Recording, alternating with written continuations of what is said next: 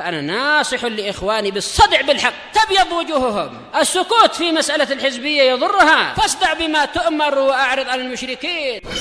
سلامي على دماج ورجالها والشيخ يحيى ودار العلم يا سعد بانيها. Bismillahirrahmanirrahim. Alhamdulillahirabbil alamin. Wassalatu wassalamu ala rasulihil amin wa ala alihi wa ashabihi ajma'in, amma ba'd. Kita masuk pada al-babul khamis wal 20, bab yang ke-20, fi alqabis su'il lati wada'aha al-mubtadi'atu ala ahli sunnah, tentang julukan-julukan yang buruk yang diletakkan oleh para ahli bid'ah untuk ahli sunnah. Jadi kita dapati ahli bid'ah mereka memberi julukan-julukan yang buruk terhadap ahli sunnah, yang tujuannya tidak lain dan tidak bukan adalah untuk menjauhkan manusia dari kebenaran. Karena ketika pengemban kebenaran dijuluki dengan julukan yang jelek, harapannya manusia akan menyingkir, manusia akan menjauh.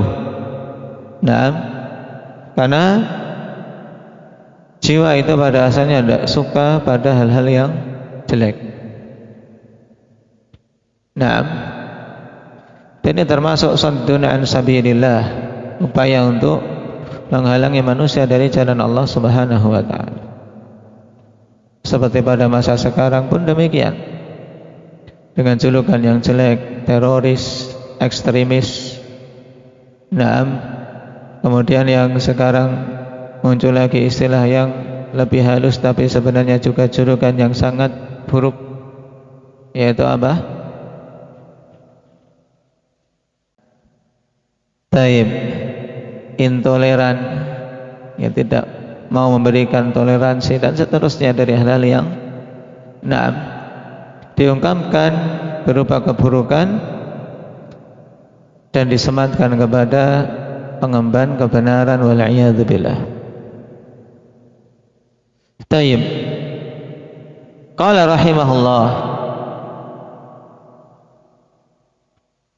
min hikmatillahi ta'ala an ja'ala likulli nabiyyin aduwan minal mujrimin yasudduna 'anil haqqi bimastata'u. Termasuk di antara hikmah Allah Subhanahu wa ta'ala, yaitu Allah jadikan bagi setiap nabi itu musuh dari kalangan orang-orang mujrim, orang-orang jahat, yang mereka akan menghalangi dari kebenaran sekuat kemampuan yang mereka miliki. Min qaulin wa fi'lin, baik berupa perkataan maupun perbuatan. Bi anwa'il makaidi wa syubhati wa da'a wal batilah, dengan berbagai macam tipu daya, syubhat-syubhat dan tuduhan-tuduhan yang batil. Untuk apa? Liyatabayyana bidzalikal haqqu wa yattadhiha wa ya'lu 'alal batil. Hikmahnya agar dengan itu semua ketika telah teruji semakin jelas kebenaran dan semakin gamblang, serta akan menangnya kebenaran di atas kebatilan. Karena sesuatu, ikhwan, ketika teruji semakin kuat, semakin bening, semakin jernih.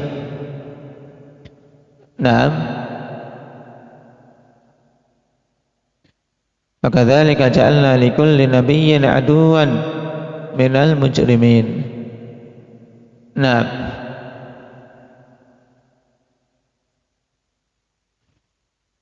Waqad laqiya an-nabiy sallallahu alaihi wasallam wa ashabuhu min hadza syai'an katsira.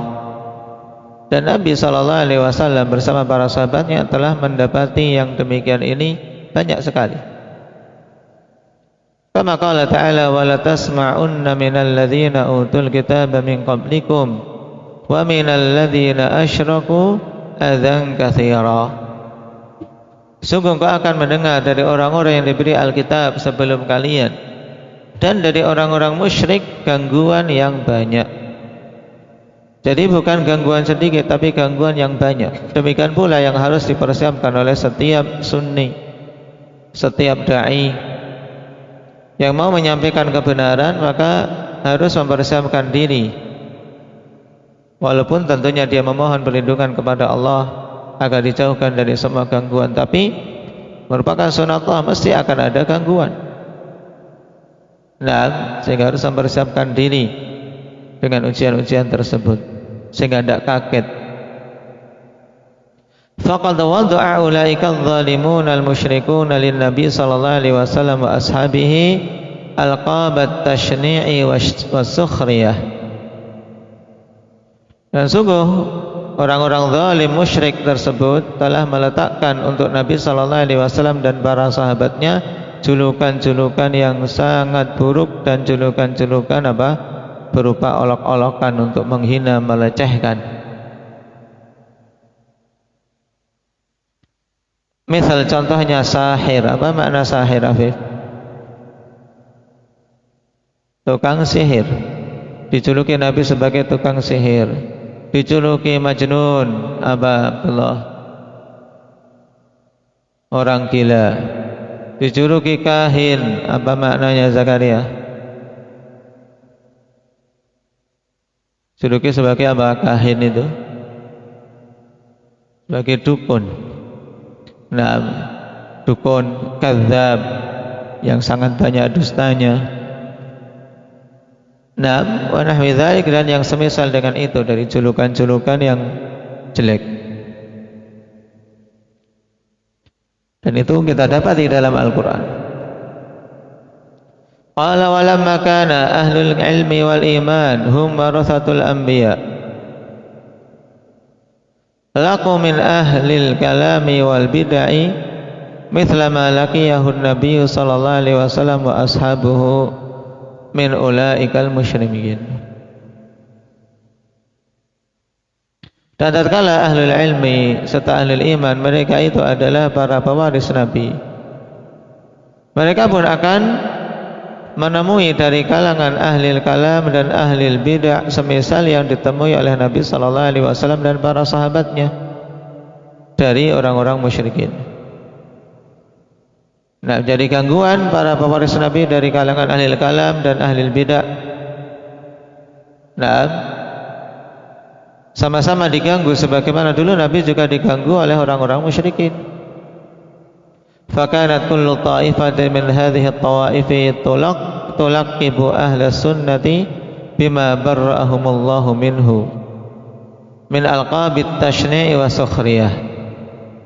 Dan masing-masing dari kelompok-kelompok bid'ah ini telah memberikan julukan kepada ahli sunnah dengan perkara yang Allah sungguhnya telah membersihkan ahli sunnah dari tuduhan itu. Nah, mereka menjuluki ahli sunnah dengan julukan-julukan yang sangat buruk dan pelecehan. Imma li jahlihim bil haqqi haitsu dhannu sihhata ma hum alaihi fa butlana ma alaihi ahli sunnah,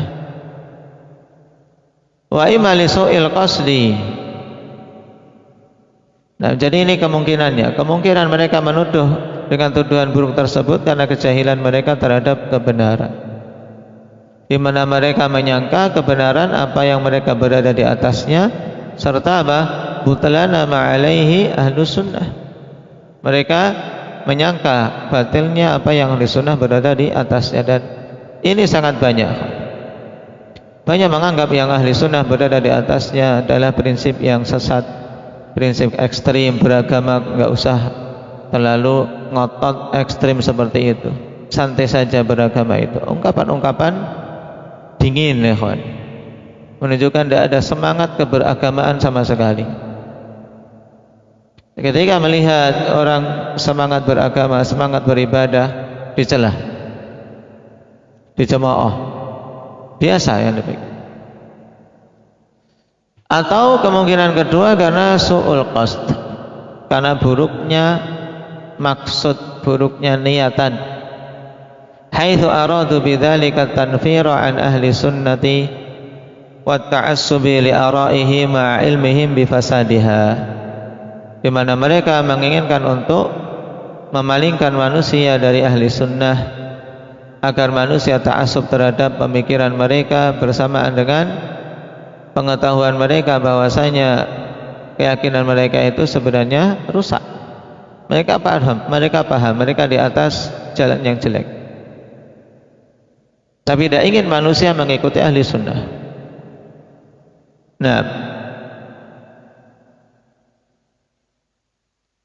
fal jahmiyatu wa man tabi'ahum minal mu'attilah sammau ahla sunnati musyabbihah za'man minhu anna itsbata sifati yastalzimut tashbih. Sekarang contohnya, adapun orang-orang Jahmiyah dan yang mengikutinya dari kalangan Mu'attilah. Mu'attilah masuk padanya semua firqah yang menolak sifat dari sifat-sifat Allah, baik keseluruhan maupun sebagian. Mereka menamakan ahli sunnah dengan musyabbihah, karena menyangka bahwasanya penetapan sifat itu mengharuskan tasbih, yang mengharuskan penyerupaan dengan Allah. Akhirnya yang menetapkan sifat mereka katakan musyabbihah. Warawafid sammau ahla sunnati nawasib.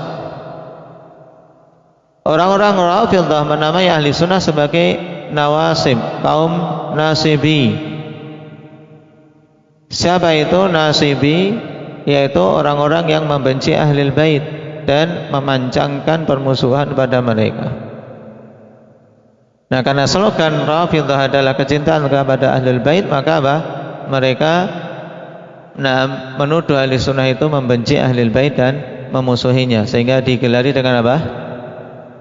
Nasibiyah, jamaknya nawasib.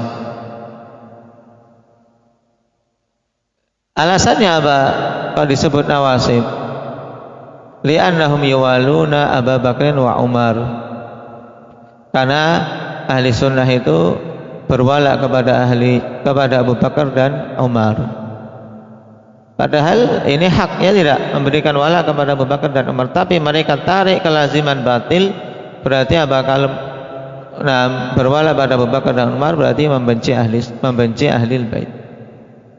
Kama kanu yuwaluna ala Nabi sallallahu alaihi wasallam. Nah, sebagaimana mereka berwala kepada keluarga Nabi sallallahu alaihi wasallam.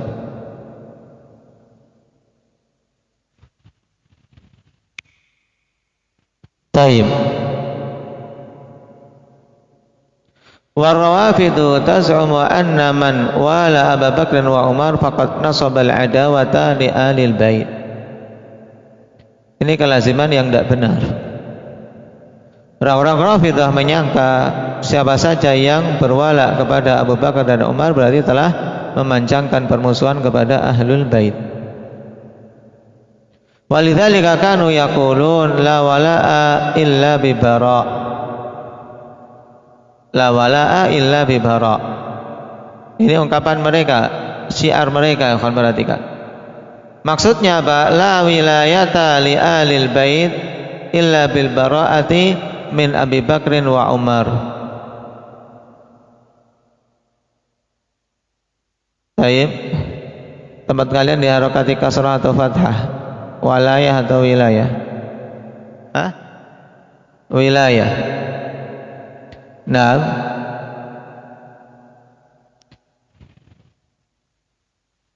baik. Wilayah bermakna kekuasaan, tapi kalau walayah bermakna al-wala,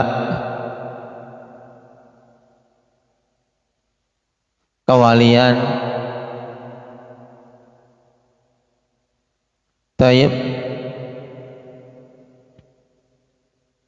Dan yang dimaksudkan di sini, akhwan, tidak ada kewalian, yaitu tidak memberikan wala kepada ahlul bait kecuali harus dengan apa?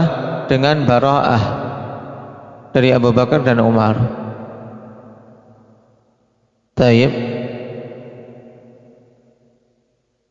Makanya siapa saja yang tidak bara'ah kepada Abu Bakar dan Umar dituduh berarti tidak berwala kepada Ahlul Bait.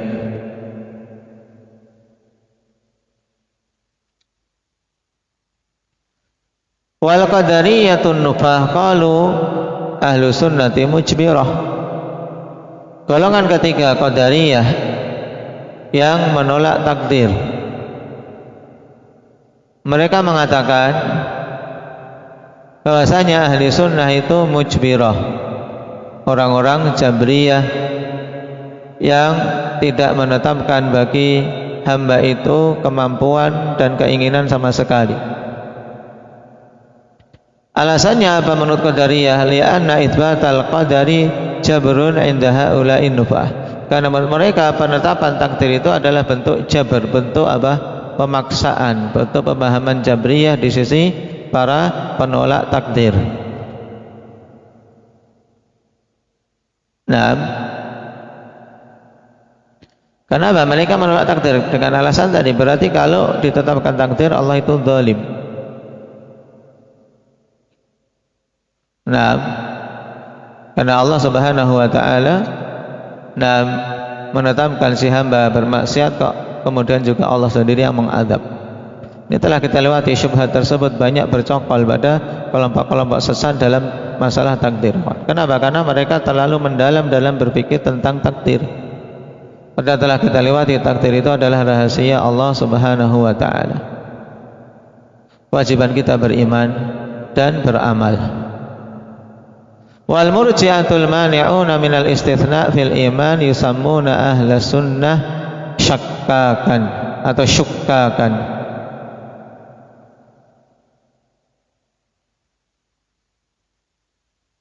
Taib. Adapun murji'ah yang mereka menolak untuk mengucapkan istitsna dalam iman, maksudnya istitsna fil iman mengucapkan ana mu'minun insyaallah, aku beriman insyaallah. Mereka orang-orang murji'ah tidak boleh seorang mengatakan insyaallah. Makanya ketika ahlu sunnah mengatakan boleh mengucapkan insyaallah,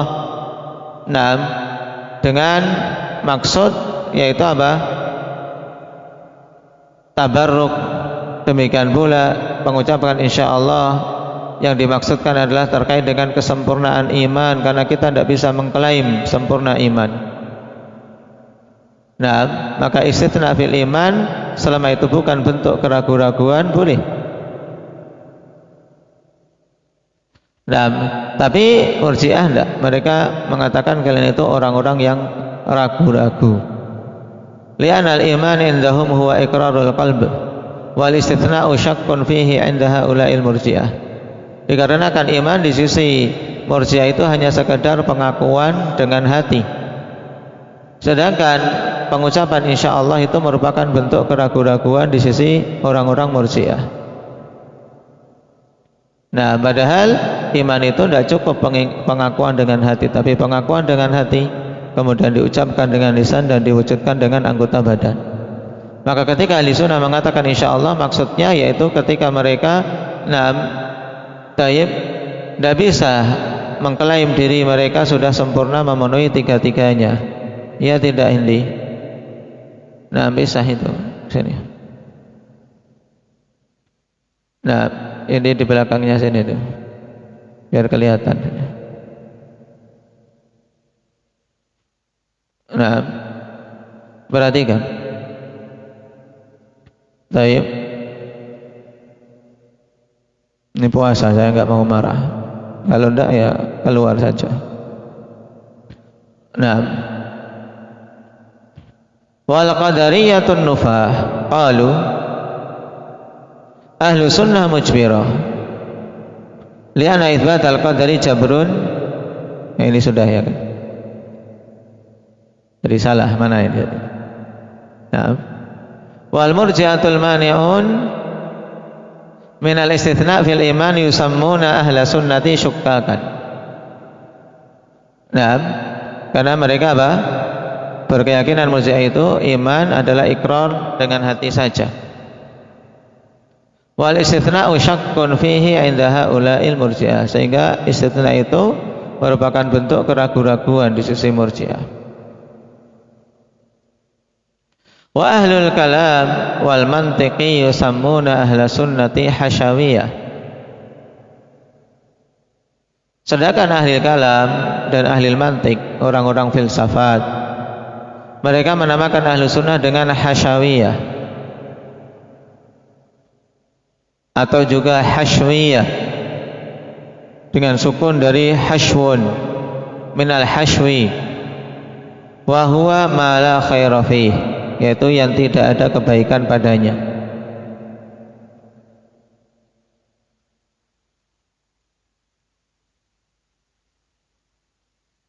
Nah, sehingga ketika mendengar ahli kalam mengatakan pada seseorang hadzal hashwi, bukan kashfi tapi ya pakai hak ya. Hadzal hashwi. Nah, maksudnya ini ahli sunnah, yaitu orang yang tidak ada kebaikan padanya. Nah, orang rendahan. Nah, bodoh sekali, karena ahli kalam kan mengaku mereka itu tinggi, memiliki intelektual yang tinggi, nah, kecerdasan tinggi, itu klaim mereka, sehingga menganggap ahli sunnah ketika kok orang kok mikir gampang teman, mudah kali, iman, takdir sudah diterima, ada dalil juga diterima. Nah, menurut mereka ini bodoh. Orang yang mudah ketika mendengar berita dari Nabi SAW langsung beriman. Ketika ada ayat dalam Al-Quran perintah langsung diterima. Ini mereka bodoh, nggak mikir dulu langsung diterima sih. Kalau mereka kan enggak, mereka mikir dulu. Nah, cari dulu. Nah, bahkan untuk menetapkan Allah saja ada atau tidak itu harus apa? Harus bingung dulu. Nah, mencari ke sana kemari, padahal dalam Al-Quran sangat jelas. Nah, tentang penetapan adanya Allah. Nah, tapi ya itu mereka klaim sebagai kebanggaan, padahal sebenarnya bentuk kebingungan. Qala wa yusammunahum nawabid wa hiya budhuruz zar'i allati tambutu ma'ah wala khaira fiha. Nah, juga apa? Menamakan ahli sunnah dengan nawabid. Itu sesuatu yang tidak ada faedahnya. Nah, apa itu nawabid aslinya? Budhuruz zar'i allati tambutu ma'ah wala khaira fiha, yaitu parasit, tanaman parasit. Nah, taib, yaitu suatu tumbuhan yang tumbuh akhwanifillah ketika dalam penanaman tapi tidak diinginkan, tidak faedah, bahkan bermandarat bagi apa? Bagi tanaman yang intinya.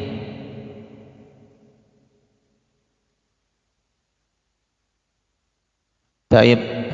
Makanya kalau kata Syekh Ibnu Utsaimin, az-zurra' idza hasadu zar' aw qadu fil ardi niranan hatta taqtula hadhihi nawabid. Para petani apabila mereka telah memanen, mereka kemudian bakar, ya, dari rumput-rumput dibakar. Nah, kalau kita kan itu disebar. Habis panen itu di sawah, damennya, tahu damen? Nah, jerami, ya. Jeraminya disebar-sebar, kemudian baru dibakar. Taib. Nawabid itu tanaman parasit lah namanya, yang tidak ada faedahnya. Dan ahli sunnah dikatakan itu, yaitu yang tidak ada faedahnya tapi bermandarat, jangan duduk-duduk dengan dia. Nah, taib.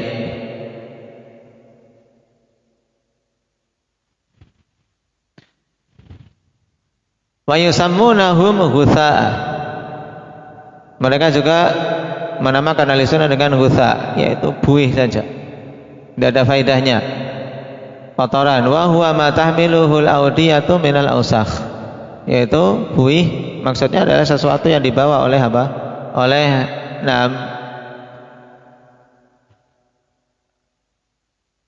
gelombang air bah di wadi-wadi berupa apa?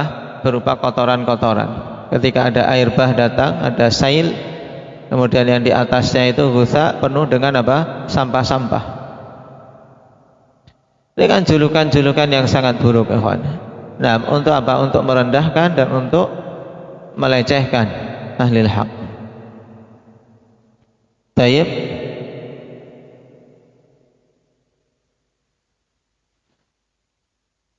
Karena menganggap kebaikan, kesempurnaan itu pada ilmu mantik dan ilmu kalam. Lianna haula'il manatiq za'amu anna man lam yuhid ilman bil mantiqi falaysa ala yaqinin min amrih bal hum min ar-ri'a'i alladzina la khaira fihim.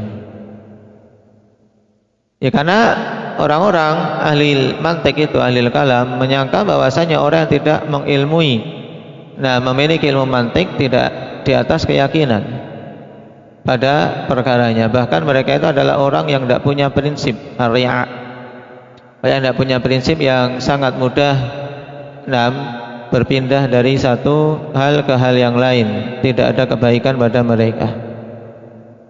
Taib.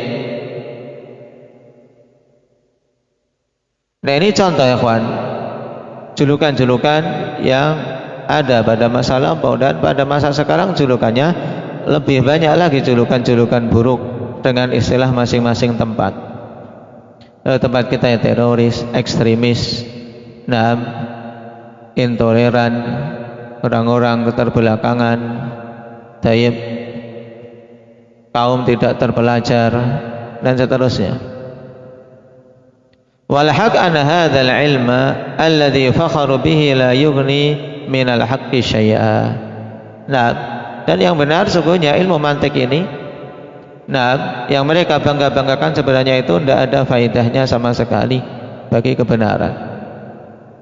Tidak memiliki faedah karena tidak ada hakikatnya. Bahkan yang telah mencapai puncak ilmu tersebut tetap berada di atas keraguan.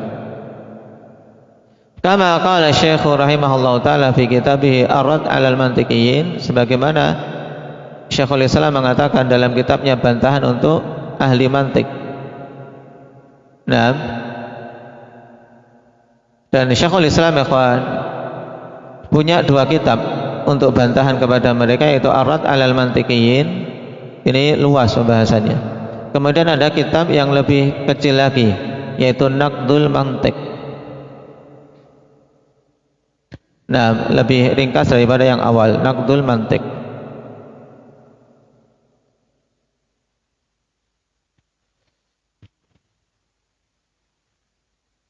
Dan ini juga menunjukkan keluasan ilmu Syekhul Islam Ibnu Taimiyah dan kemampuan yang luar biasa dalam apa? Dalam menyampaikan dan membantah hadil batil.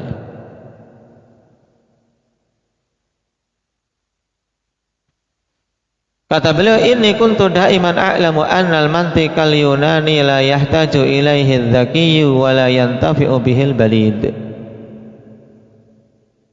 Sungguhnya dulu aku senantiasa mengetahui bahwasanya ilmu mantik Yunani itu tidak dibutuhkan oleh seorang yang cerdas, tidak pula bermanfaat bagi orang yang bodoh. Terus untuk apa? Ya tidak ada faedahnya, buang saja, tidak perlu dipelajari. La yahtaju ilaihi dzaki wa la yantafi'u bihil balid.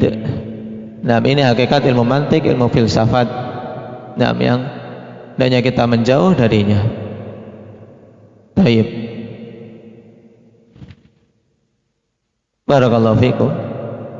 Naktabi bihadza wa nasallallahu taufiq was sadad walhamdulillahi rabbil alamin.